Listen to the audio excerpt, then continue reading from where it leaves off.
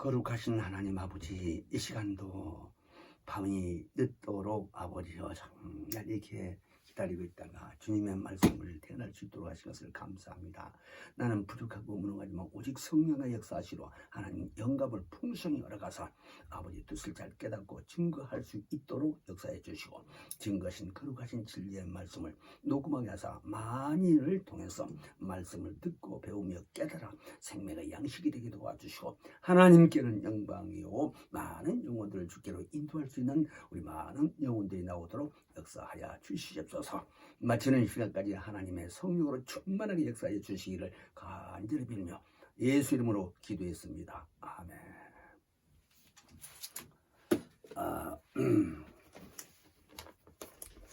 하나님 말씀은 요한계시록 12장 7절로 9절 말씀을 상고해 드리겠습니다.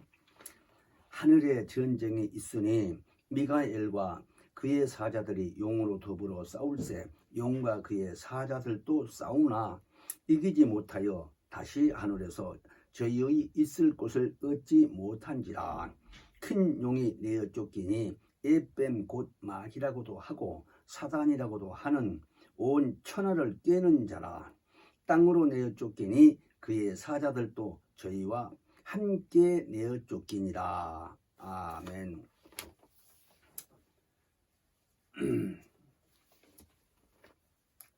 이 말씀을 통해서 땅으로 쫓겨난 마귀라는 주제로서 말씀을 대하겠습니다. 9절에 보면 큰 용이 내어 쫓기니 에뱀 곧 마귀라고도 하고 라면서 하반절에 보면 땅으로 내어 쫓겼다고 기록되어 있습니다.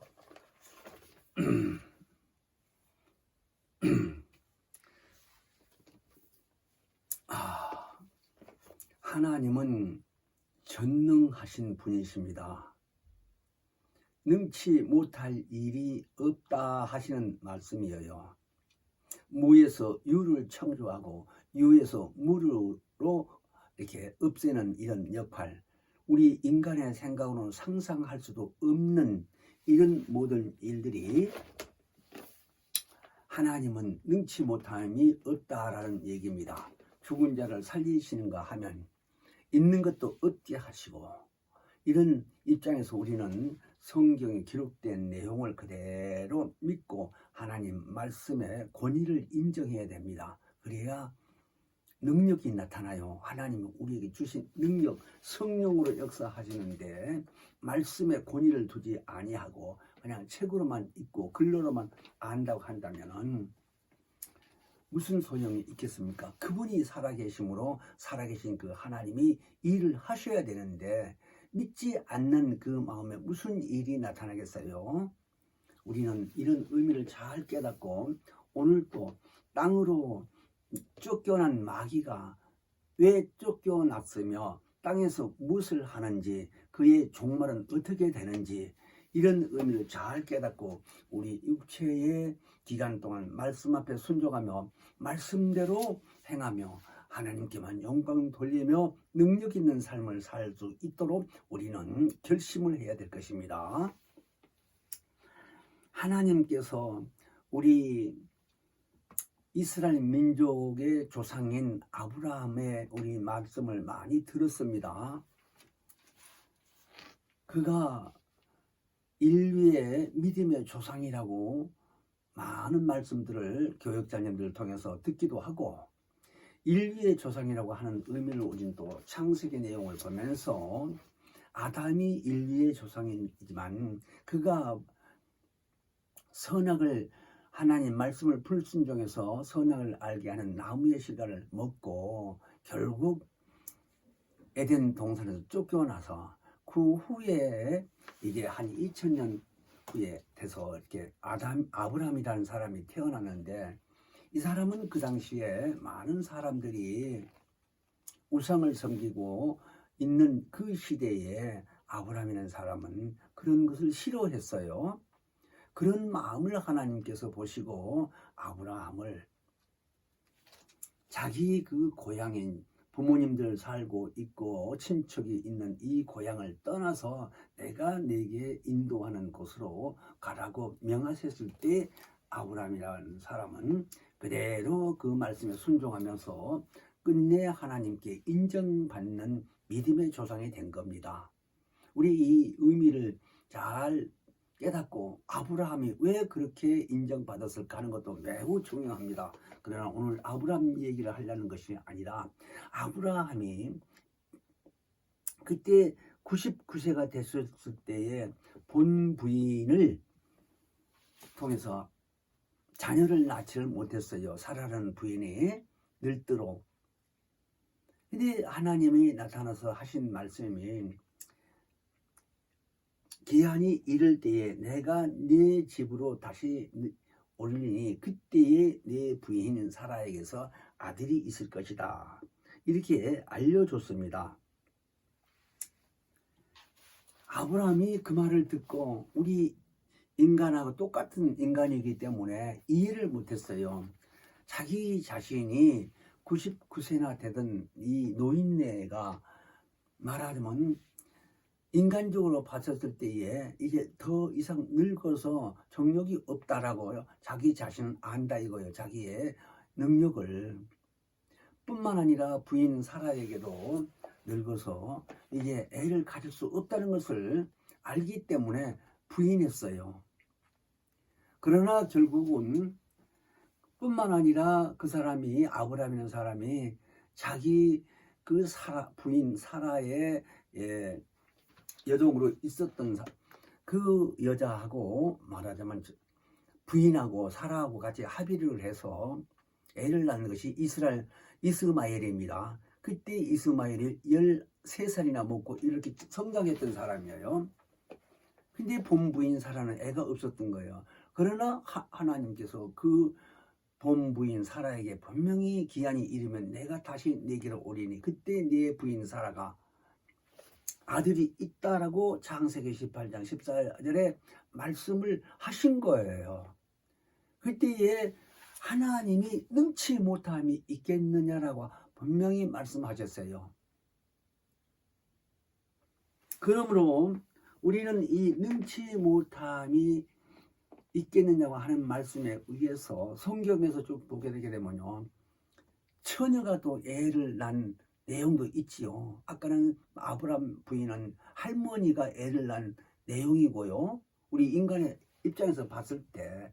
근데 누가복음 1장 36절 이하에 쭉 보면은요, 이제 천사가 마리아에게 그 전에 요셉에게도 가서 했지만 마리아에게 아들이 있을 것이라고 알려주러 갔는데 대화 중에 마리아가요 펄쩍 뛰었습니다. 나는 정혼을 해놓은 사람이라고. 그러니까 남편을 정해놨다라는 거예요. 요셉이하고 정혼했으니까. 근데 가서 네가 아들을 낳으니 이름을 예수라고까지 알려주면서 이 얘기를 하니까 벌쩍 뛰었어요. 그럴 수가 없다는 쪽으로. 그때에 이 얘기를 해주기를 네 친척 엘리사벳도 이미 늙어서 아들을 배웠는데 본래 수태하지 못한다 하는 자가 이미 6달이 되었다고 이렇게 누가복음 1장 36절에 말씀을 하셨어요. 이게 하나님 뜻이죠. 그러니까 마리아가 봤었을 때에 엘리사벳이라는 그 할머니가 결국은 침례 요한의 어머니로서 침례가 그 엘리사벳에게 태어난 사람인데 노인네라는 것을 뻔히 아는 거예요. 마리아 입장에서는. 근데 네 친척 엘리사벳도 이미 아기를 배서 6달이나 됐다고 알려줬습니다. 36절에 분명히. 그러니까 6개월 전에 애가 잉태됐다라는 걸 알려준 거예요. 6개월이면요, 임신돼서 6개월이면요, 남자 여자가 완전히 구분됐습니다. 산부인과 가서 보게 되면 몇 번 가봤어요. 그 전에 이 애들이 인큐베이터예요. 그러니까 일찍 난 애들, 뭐 3kg인지 얼마가 정량이 돼야 된다는 거예요. 근데 미리 낳다 보면 중량이 약하니까 죽을 확률이 많은 거예요. 그러니까 산부인과에서 인큐베이터에서 기르는 거예요. 그런 걸 내가 봤는데 쫙 애들이 이렇게 누워 있더라고요. 인큐베이터 안에. 거기서 자라게 하는 거예요. 온도 조절도 해주고 먹을 것도 이렇게 먹여줄 수 있는 방법도 취해놓고 산부인과니까 쫙 있는 겁니다. 근데 내가 이 얘기를 들은 얘기로서는요, 6개월이면 사람이 다 남자가 되든지 여자가 되든지 다 완성됐다는 거예요. 정량이 못 돼서 무게가 약한 것 뿐이고 자라지를 안 한 것 뿐이지, 사람이 남자로 태어날 거냐 여자로 될 거냐 구분이 됐다는 거예요. 그러니까 침례요한 어머니도 6달이나 됐으니까 마리아한테 이 얘기를 해준 그 천사로 통해서 마리아가 듣고 아는 거예요. 그래서 즉시 가봤어요. 천사는 이제 그러니까 천사가 떠나가기 전에 자기 몸을 허락했어요. 나는 주의 계집종이 오니 주님 말씀대로 내게 이루어지게 하라고 이렇게 허락을 했어요. 그 말을 듣고 천사는 가고 마리아는 자기 친척 엘리사 집에 가서 만났어요. 그때에 그 친척을 딱 보고 마리아가 안녕하세요 하고 인사를 했대요. 문안했으니까 인사하라 하고 하는 말이죠. 문안이. 그때에 마리아를 쳐다본 엘리사벳이 하나님의 역사로서 순간에 그 마리아 뱃속에 잉태된 내용을 보여준 거예요. 이해가 되십니까? 우리 인간의 생각으로는요, 그러니까 그 천사가 마리아에게 와서 하나님 신부로 와서 알려주니까 결국은 마리아가 자기 몸을 허락했는데 천사는 떠나가고 순간에 잉태됐다 이거예요. 하나님의 역사로. 그런 입장에서 친척집을 간 거예요. 문 하나로. 그랬더니 그 노인네 할머니가 말하자면 침례 요한 어린아이를 이제 잉태돼서 6달이 됐다고 그랬죠. 그랬는데 그 할머니가 딱 쳐다보니까 마리아가 잉태되는 애가 생겼는데 그 애가 우리 주님이라는 거예요. 이런 입장으로 보여주신 거예요. 하나님의 그 엘리사벳 할머니에게. 나는 이런 말이 믿어져요. 왜? 성령의 역사가 무슨 일은 못하겠어요. 죽은 예수도 살린 성령의 역사로서. 지금 성령 시대가 아니요. 성령의 인정받지 아니하면 하나님의 말씀은 이해가 안 돼요. 영적인 말씀이기 때문에요. 깨달아지지가 않아요. 그러므로 우리는 이 말씀을 꼭 잘 듣고 이해를 해야 되는데, 그 누가복음 1장 36절로 39절까지 쭉 보게 되게 되면 그런 내용이 기록되어 있습니다. 여러분들이 읽어보고 또 읽어보고 기도하면서 자꾸 깨닫게 해달라고요. 하나님께 하시면 이해가 되실 겁니다. 잘. 할머니가 애를 낳는 거나 처녀가 애를 낳는 건 쌤쌤이지. 이해가 되세요? 무슨 말인지? 그래서 성경이 기록되기를 히브리서 11장 3절에 믿음으로 말미암아 모든 세계가 하나님의 말씀으로 지어진 줄을 우리가 아노니 이렇게 기록되어 있습니다. 그럼 먼저 믿음으로 말미암아라고 기록된 이유를 아셔야 돼요. 하나님을 믿지 아니한 마음으로 어떻게 이 모든 세계가 만물이 하나님의 말씀으로 지어진 줄을 알겠어요. 나는 정신질환자라는 사람을 우리 교회에 와서 고치고 자기 교회로 다시 갔는데요. 이 사람이 40세가 넘었고 대학도 나오고 직장에 다니다가 이제 그러게 됐는데요. 한 7, 8년 동안 그렇게 정신질환자 돼가지고 뭐 소리 지르고 뭐 그릇도 깨고 엄마도 어떨 때는 두드러 패기도 하고 집에서 그런 일을 했다는 거예요. 근데 왜 이 얘기를 하느냐? 내가 물어봤어요. 공부를 하면서 이제 둘이 하다 보니까 평일날 일주일에 한 2번 내지 3번 만나서 이렇게 하는데, 이 모든 세계가 어떻게 지음을 받았느냐? 하나님이 지었다고 성경 기록되어 있는데 당신은 어떻게 보느냐? 자연으로 보냐? 하나님을 자연이라고 그러더라고요. 그래서 내가 이제 알려줬습니다. 자연인이라는 의미는 어느 나라 사람 어떻게 됐게 누가 이렇게 해서 자연이라고 얘기해서 세상 사람들이 그렇게 알고 있다. 근데 성경은 그렇게 되지 않냐고 하나님이 지으셨다라고 알려줬는데 그 다음에 또 한번 물어보니까 또 자연이라고 했어요. 그래서 나한테 혼났습니다. 그거 안 고치면 내가 공부 안 가르쳐 주겠다고. 그래서 서너 번 묻는데 이제 그 다음부터서는요 하나님이 지었다고 신하더라고요. 그렇게 만들어놨어요 생각을. 그냥 안 하면 막 성질 내는 것들은 막 폼을 잡고 주먹으로 뜯어 패겠다고 말까지 했어요. 왜? 그 귀신에게 약고 죽이지 않냐고요. 왜 이제 두드려 패려고 서서 막 폼 잡고 주먹질하고 하니까 귀신은 나를 무시할지 몰라도 네가 패겠냐 할지 몰라도 그 사람 마음은 나를 알아보는 거예요. 저 사람이 뭔가 운동 좀 했구나 하는 식으로 알아보더라고요. 그럼 어떻든 책상도 막 주먹으로 내치면서 보여준 거예요. 이 파워를 보여준 거라요. 그래서 마음을 꺾어놓은 겁니다. 일단은.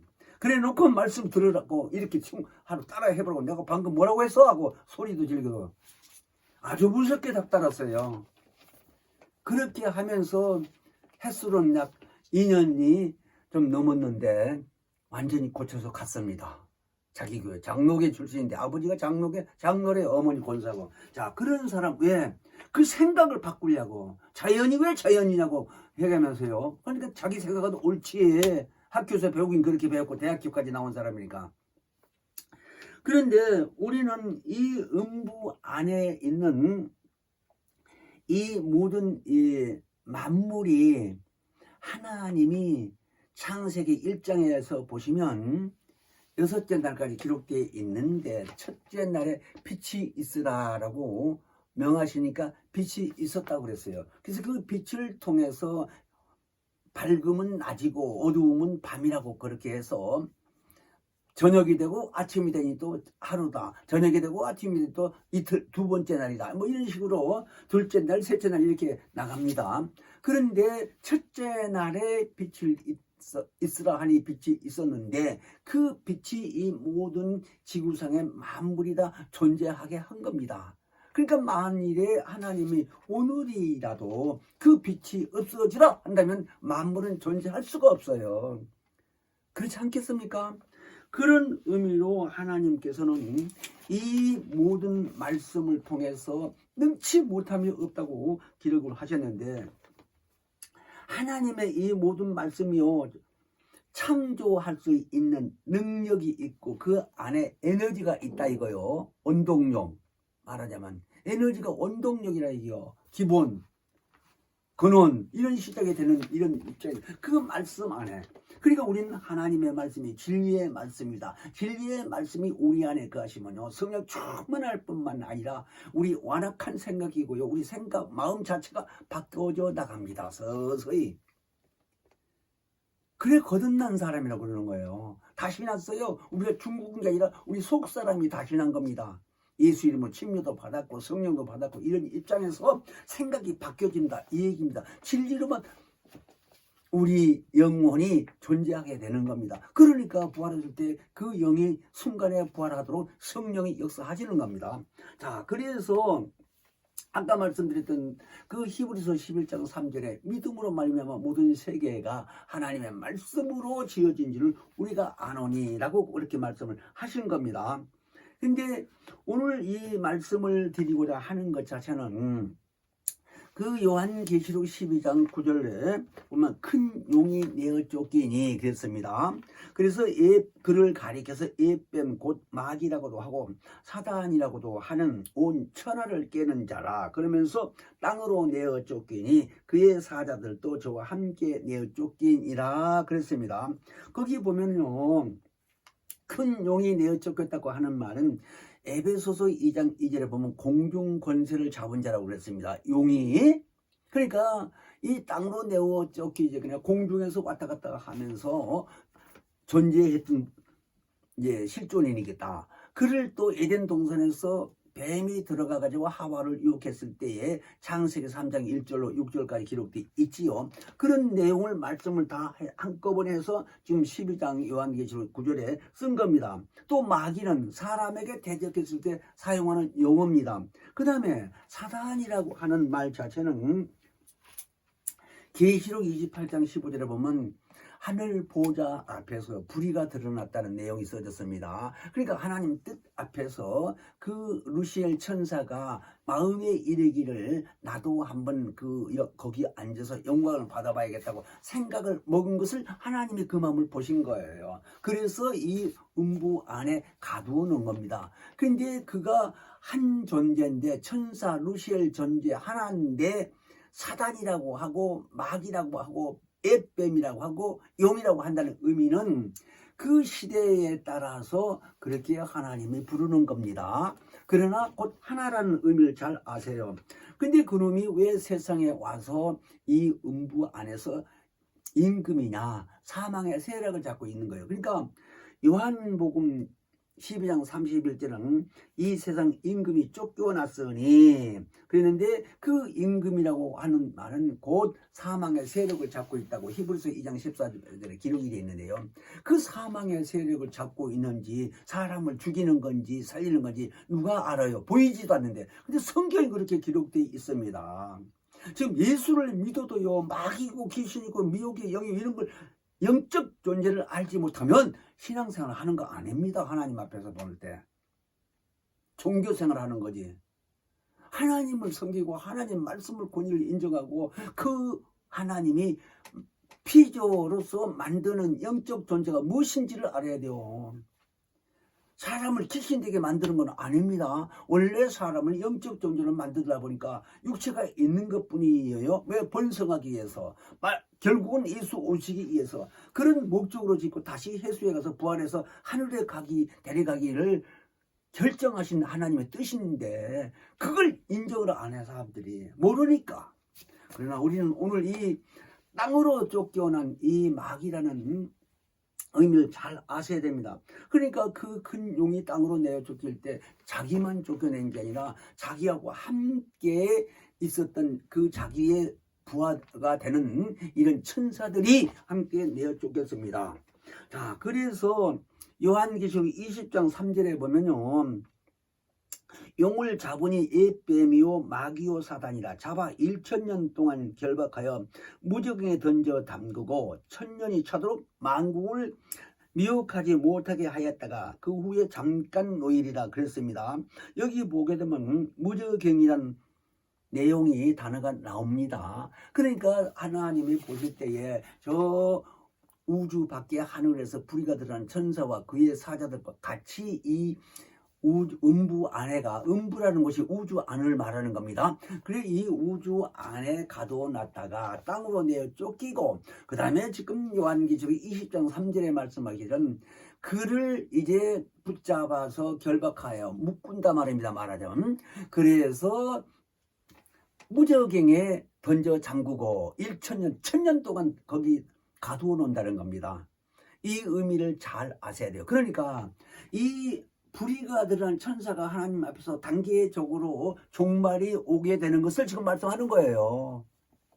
처음에는 하늘에 있다가 우주 안에 떨어뜨리고 그 다음에 공중에 있다가도 땅으로 떨어뜨리고 땅에 있다가 무저갱으로 가는 이런 순서가 나오잖아요. 지금 처음 듣는 입장에서는 무슨 말인지 이해가 어렵겠습니다만요. 그래서 무저갱이라는 곳은 가서 활동할 수 없다는 것을 말을 하는 겁니다. 그러므로 오늘 우리는 이 무저갱의 의미를 잘 아셔야 돼요.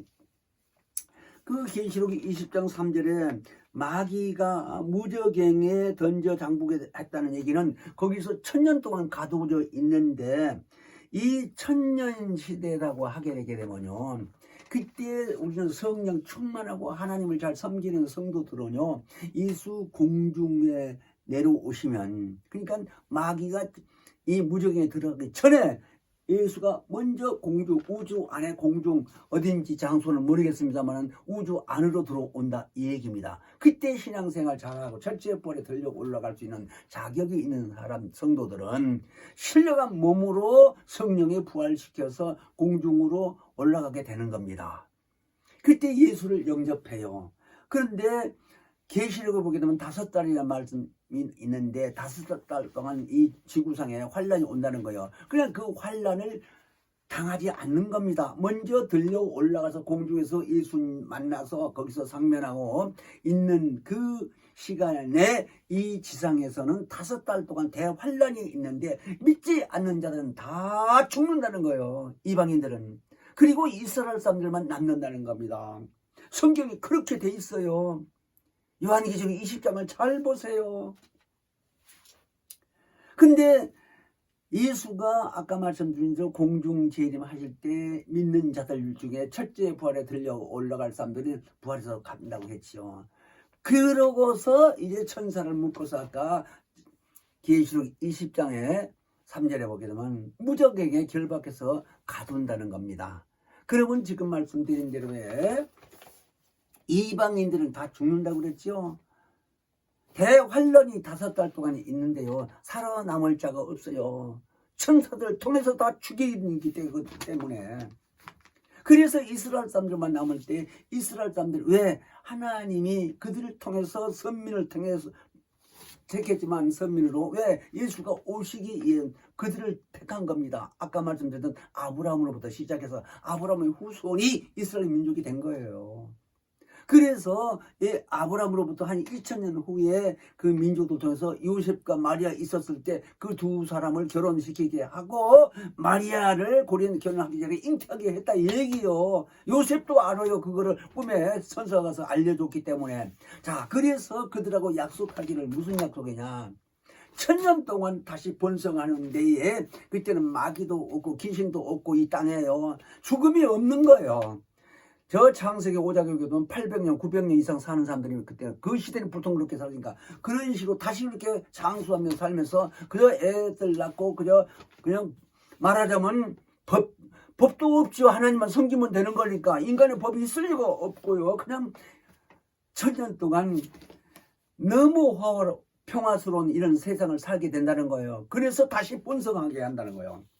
그런데 그때에 아까 들려 올라갔던 말하자면 성도들 예수를 공중에서 영접한 그들은 뭐할까? 5달이 지나고 나게 되면 예수님 다시 이 지상으로 내려옵니다. 그때 내려왔었을 때 이방인은 다 죽고 없는데 들려 올라간 사람들은 어떤 사람이에요?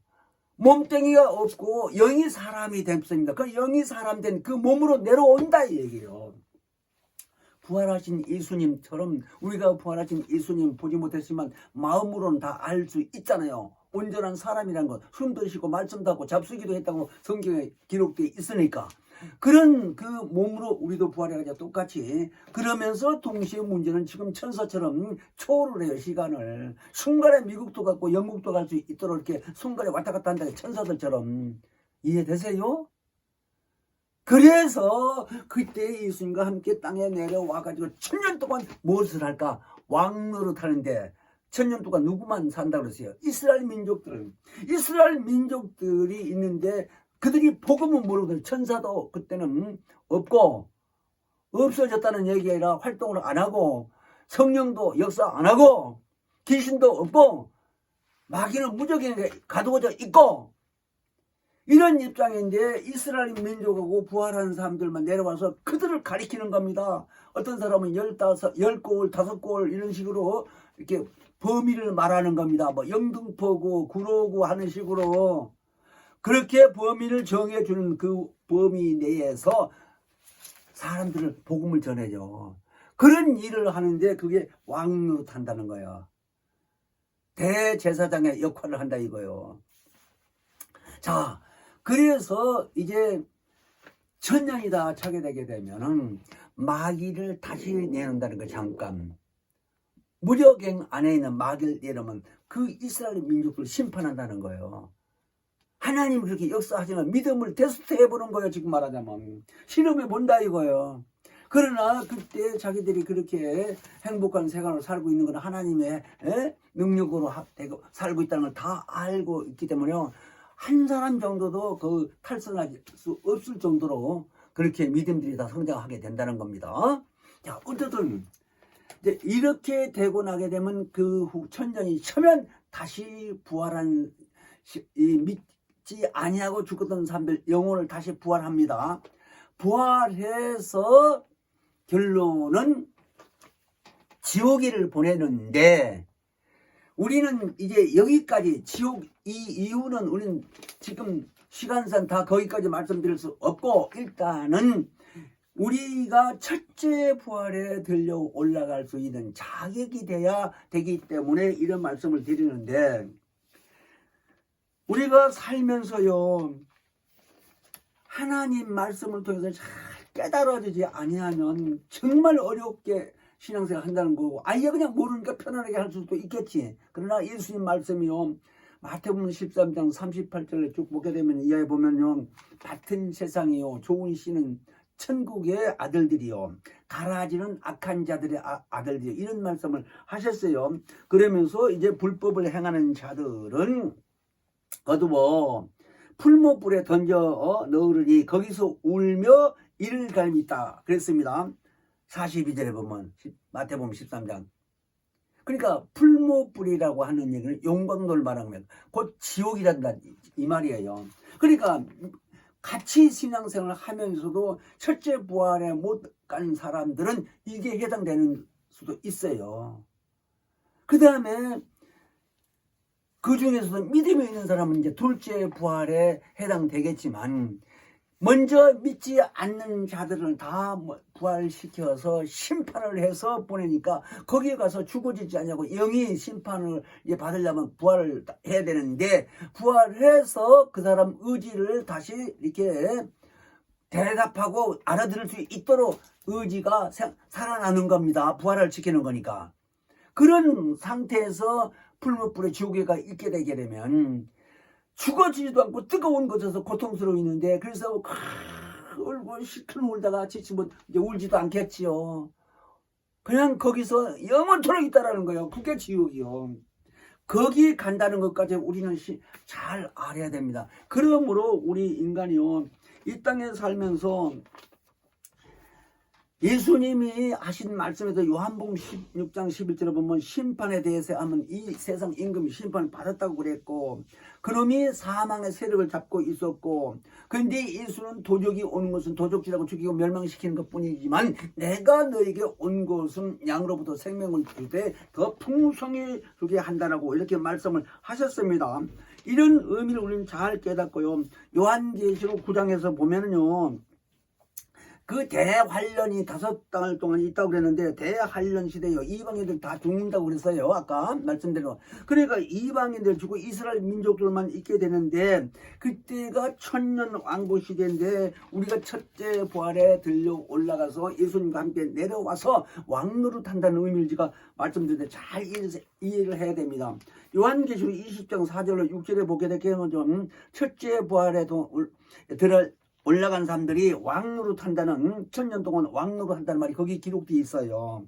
확인을 해보시고요. 계시록 4장 20장 4절로 6절 쭉 보시면 그런데 문제는 그 이방인들이 이제 다 죽게 됐었을 때 요한복음 16장 13절 이하에 보게 되게 되면 무슨 말이 기록되어 있느냐 거짓 선지자들이 이제 죽게 됐을 때 그 입에서 나오는 것이 귀신들이라는 거예요. 그러니까 지금 현재 거짓 선지자들이 예수를 부인하고 하는 사람들 종교적으로 이슬람 교회들부터 시작해서요 이단 이런 것들이 다 귀신의 역사로 그렇다고 요한계시록 16장에서 자세하게 써졌어요.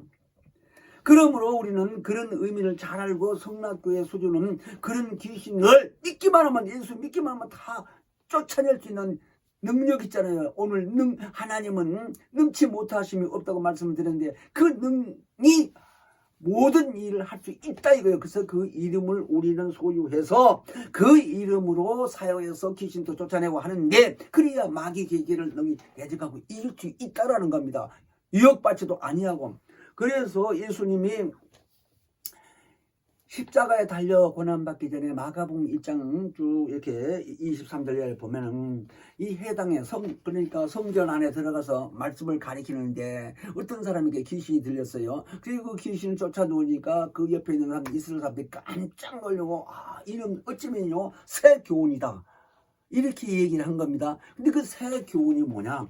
예수님이 이 땅에 오실 때의 진리의 말씀을 가지고 오신 겁니다. 입에서 나온 모든 말씀이 하나님의 말씀이요. 그 말씀이 곧 진리의 말씀이라는 거예요. 그 말씀을 받으라는 거예요. 그 말씀이 새 교훈이라는 거예요. 이런 의미를 모르잖아요. 많은 사람들이 지금 교회에 나온 이 기독교인들 중에서 유일한 여기 성락교에서만 내가 배웠으니까.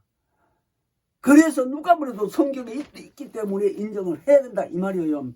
그래서 예수님이 입에서 나온 이 말씀이 다 무슨 말씀이라고 했어요? 지금 새 교훈. 이 성전에 들어가서 예수님이 가르칠 때 이스라엘 민족들 입에서 나온 말이야. 근데 그 새 교훈이 뭐냐? 진리의 말씀을 예수 입에서 나온 말씀이 진리의 말씀이니까. 그래서 예수님이 그랬잖아요. 살리는 것은 영이니 육은 무익하니라. 내가 너에게 이런 말이 영이요 생명이라 그랬습니다. 그러니까 살리는 것은 영인데 그 영이 뭐라고 그랬어요? 예수 입에서 나온 모든 말씀이 영이라는 거예요. 생명이라는 거예요. 그 말씀을 받아서 우리는 그 말씀을 시인하고 증거를 해야 능력이 따르는데 그 의미를 모르니까 설교해도 다른 소리만 하고 세상 얘기만 하고 있잖아요. 그런 의미가 아닙니다. 신앙생활이. 그래서 우리는 육체의 남은 여생 귀신의 정체를 분명히 알고 마귀가 어떻게 유혹하고 마귀가 지금요 아까 공중에서 활동을 하다가 땅으로 내려왔고 지금 지가 다시 이제 무적행으로 들어갈 때가 얼마 남지 않은 걸 알아요. 그래서 발악을 하고 다닙니다. 지금 전 세계적으로. 그래서 우리는 그놈이 보이지 아니해도요 자기 때가 얼마 남지 않아서 죽기를 말하자면 자기 기간 내에 활동해서 한 사람이 또 예수 못 믿게 하려고요 우는 사자처럼 다니면서 삼킬자를 찾고 다닌다는 거예요. 베드로전서 5장에 보면. 그러니까 우리는 그런 말씀을 잘 듣고 원수가 사람을 통해서 어떻게 역사를 해서 예수를 못 믿게 하는지를 잘 알고 이 시간 우리가 기도할 때 정말 우리는 성령을 충만해서 진리의 말씀으로 보존되며 이기는 삶이요 예수의 이름으로 명할 때마다 더러운 귀신이 다 정체를 드러내며 떠나가는 삶을 살 수 있도록 우리는 크게 예수 부르며 기도합니다. 예수여 거룩하신 하나님 아버지, 먼저 그의 나라와 의를 구하라고 말씀하신 대로 오늘 또 요한계시록 12장 7절로 9절 말씀을 통해서 땅으로 쫓겨난 마귀에 대해서 잘 배우게 할 때에 하나님께서는 능치 못함이 없다고 하신 말씀대로 능력의 말씀, 진리의 말씀, 생명의 말씀이 우리 영혼 안에 성령으로 충만히 역사하사 이기며 승리할 수 있는 삶을 살 수 있도록 인도하여 주시옵소서. 감사드리며 예수 이름으로 기도했습니다. 아멘. 하늘에 계신 우리 아버지여, 이름이 거룩히 여김을 받으시며 나라 임하옵시며 뜻이 하늘에서 이룬 것 같이 땅에서도 이루어지이다. 오늘날 우리에게 일용할 양식을 주옵시고 우리가 우리에게 죄진 자를 사하여 준 것 같이 우리의 죄를 사하여 주옵시고 우리를 시험에 들게 하지 마옵시고 다만 악에서 구하옵소서. 나라와 권세와 영광이 아버지께 영원히 있사옵나이다. 아멘.